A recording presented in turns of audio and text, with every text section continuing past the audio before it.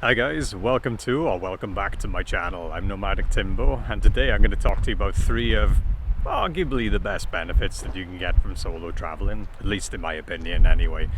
So I'll start off by talking about the first one, and I think the first one that I should say is open-mindedness, because, well, it's awesome and very enlightening to become more open-minded, particularly if you started off as someone who was fussy like I was. Well, at least with food anyway, and maybe trying out other activities that I felt were, well, I just didn't have the confidence to do, but I should have. But anyway, I figured that out later on. So yeah, basically when you travel alone, that is, well, I mean, I think you're naturally going to be more open-minded anyway, because you're going to have new experiences that you've never had before. Being home, so I think naturally you are going to be open-minded because you are throwing yourself out of your comfort zone, and as a result you are inevitably going to try out new things, whether you like it or not. But I think one of the best things about it, and one of the most enlightening things about it, is that it just becomes such a habit, particularly after you do it for a while, or even if you do like a 1-year trip. You're so used to trying out like new food or like new activities, both of which you may never have tried before, for whatever reason. And it's great because you just get yourself into a habit of trying out not everything. I mean, there are still certain things that you will say no to, and you've got every right to, obviously. But no, it's great. It's great that you actually are willing to try out new things. Because, one of my biggest fears is regret. And if you don't try out something where deep down you probably do, I think there is a danger of thinking, what if? And that's not something that you want. I'm not saying that it's, the be all and end all or anything. I'm not saying that, turning down a decision to try out a new activity or new food is going to really, really dramatically change your life for the negative. Not at all. But yeah, you'll still have that feeling in your head, I think, deep down. And who wants that, right? So yeah, I'll give you a couple of examples. Well, actually, first example being the new activity that I tried. I mean, I've lost count of how many different activities I've tried since I've been solo traveling the last 13 years. But I think one of the standouts for me was, and this is because at the time, I don't know if it still is, but volcano boarding in Nicaragua, that was like the only country you could do that. And I thought, whoa, that's really unique. Got to give that a try, certainly. But anyway, the reason I'm bringing it up is because I don't know if I would have tried it if I hadn't traveled. I don't know. I think I might have turned it down, not because I got like a fear of heights or anything like that. But I don't know. I think it would have been a combination of fear maybe, and just lack of confidence, I guess. But what was great was that when I got offered the chance to try, I just didn't really have any hesitation, really. I was just like, yeah, go for it. Let's do it. And inevitably, I ended up loving it. You only get to do it, I only got to do it once. Obviously you can do it a few more times, but you have to pay like each time, of course, because you only get down the volcano once. But no, it was cool. A really, really cool experience. And I think the point that I'm trying to make is not only do you become open-minded, but I think you kind of put fear aside as well, whereas like it might have gotten in the way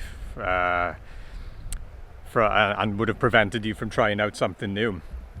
Same thing applies for food as well. Like, you don't really have much of a choice but to adapt to the cuisines that you have in each country that you go to. But I mean that in a good way, because like, say for example, if you were like me, like when I was younger, when you were a fussy eater, then the fact that you become so open-minded to trying out new food that there's like only 5% of things that you like 5% of things you end up turning down, then I think you can definitely say that you made progress. So yeah, really good in that way. And I think one last thing I'll mention about the food aspect is that, like, if you're hanging out with fellow travelers and they're cooking a meal for you, you know, they might end up, I don't know, using some ingredients that you may not necessarily like to be, well, have liked in the past. But then once you do try them, you're like, actually, this is not bad. You know, like, I think I might have grown to like this after all. And as a result, when you cook yourself, then you tend to use those ingredients when you make food for yourself. So you become a more well-rounded cook. So yeah, definitely open-mindedness is a strong benefit to solo traveling. Another one, and this is a really important one, is that you really understand your strengths and weaknesses more. I think you kind of get to understand them anyway. I mean, even if you stay home or whatever. But I think that gets turned up to 11 when you're traveling, because like when you try out new activities, for example, like I said, because you felt that you had the courage to do it, it gives you a massive amount of self-belief. And as a result, you feel much stronger and more confident, and it actually naturally builds up your self-esteem. I'm not saying that you have to have like maybe low self-esteem for it to build up, and just by trying out those things. Sorry, I got my words muddled up then. Kind of winging it as I usually do.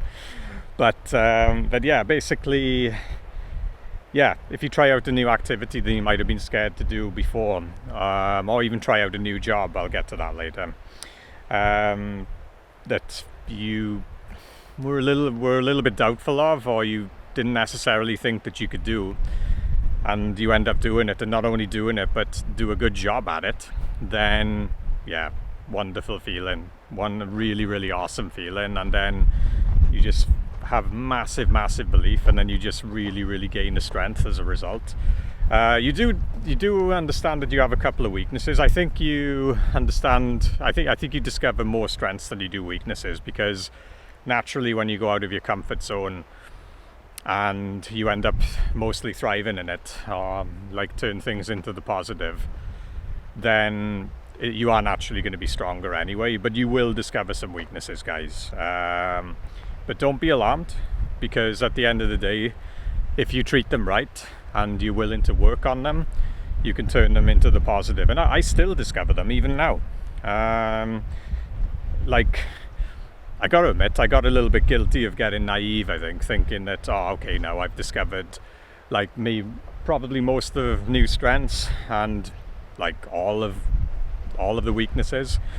But now and again, there are some that pop up. But don't worry about it too much, because if you're willing to turn it into your advantage, then overall it will turn into a positive in the end, and it will actually transition from a weakness to a strength. So yeah, and I mean, well, actually, I think you can. I think it would make you feel even that much better as a result. You'd gain even more positivity in your mentality, I think. So yeah, that's another good thing. And then the final one I will mention is, actually, before I get on to the final one, because it's about going on the path that you want to go on, or like discovering the path that you want to go on. I think I'll walk to the beach. Who doesn't want to walk to the beach? But yeah, basically, like trying out a new job, for example. Like if I hadn't traveled, there's a number of jobs I never would have been able to do or gain experience at. And the fact that like pretty much all of them, I'm not bragging or anything, but I did a pretty good job in all of them when I tried them. In fact, I even tried another one recently, landscape gardening, and I mean, even though I'm a much more confident guy now compared to what I was 13 years ago, yeah, obviously it's still a new job and it's still a new challenge, and obviously, you know, you're dealing with, well, I mean, you're using a chainsaw or like a hedge trimmer or a strimmer and stuff like that, a couple of which I've never used before. So yeah, you are a little bit apprehensive before you start, because it's only human, I think.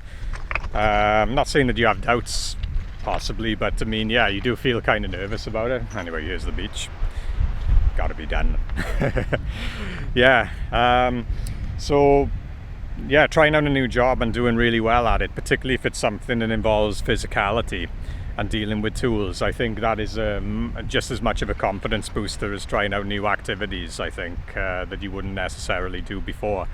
And it just gives you a lot of confidence to basically trying out any kind of job that might be suitable for you that you didn't realize in the past, that you might have had doubts about before. So it's great for that.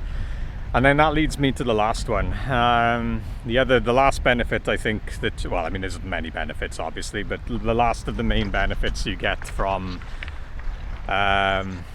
solo traveling is that, yeah, I think it puts you on the right path overall, whether it's career related or just how you want to live your life in general, really, because I've met a lot of people since I've been traveling.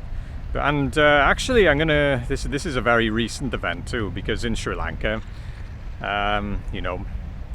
because I was there for like 20 months, there are a lot of like people from around the world as well as Sri Lankans that had like hospitality business in the area that I was at, amongst other things as well, like photography. Well, I'll get to that in a moment. And yeah, I was thinking, well, these guys have got the perfect balance really between still, living the lifestyle that I've been living over the last 13 years, but also working in a job that they actually love and they're doing really well for themselves in. I mean, I'm happy with my career path, obviously. But I think one thing that was kind of missing, or one thing that I didn't like about it so much, was that I had to go back to the same job multiple times to save up money to travel again. But since this experience, I've discovered now that I don't necessarily need to do that anymore, because I've started teaching English online, which means that I can go anywhere to do it. And I've really gotten into photography lately as well. I mean, that's kind of like a new hobby at the moment.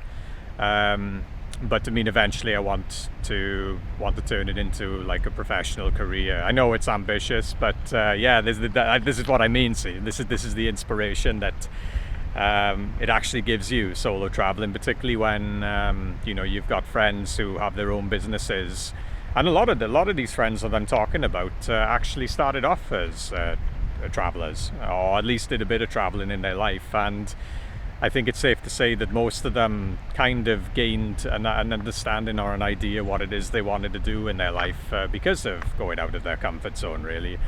So, and the same thing can happen to you guys. I mean, if you feel maybe a little bit lost at the moment, I'm not saying that traveling is the key to getting your answers, but I think it definitely helps.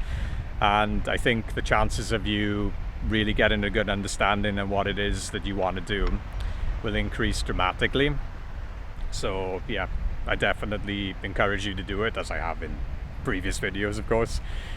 And there you have it. I think I'll end it there. Just wondering if there's anything else to say on what path you want to go on, because I already mentioned that it involved careers and hobbies. I mean, well, yeah, I'll just finish off by saying, like, I've developed new hobbies, like for example photography, as I mentioned, surfing, a few different outdoors activities, skiing being one of them. Well, having said that, I mean, 95% of the time I try to avoid winter destinations, to be honest, but nonetheless, yeah, I got into skiing while I've been at it.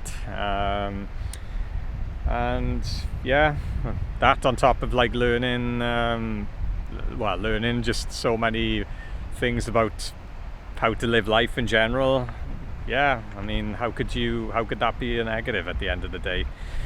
So there you have it, guys. I'm going to get back to talking about experiences in countries pretty soon, because I think those are the kind of videos that you're interested in mostly.